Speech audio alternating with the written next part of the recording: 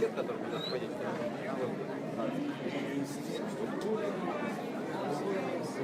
А то есть кого? Университетом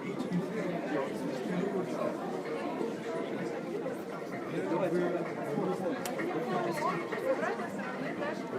вместе.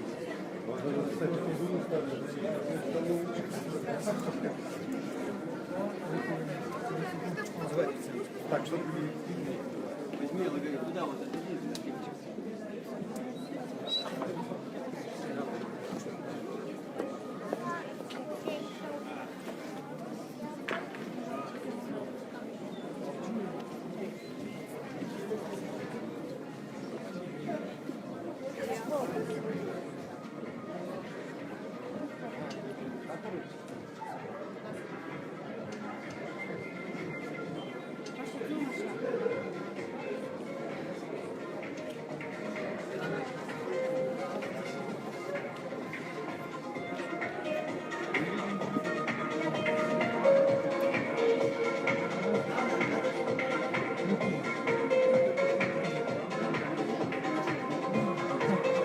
Amém.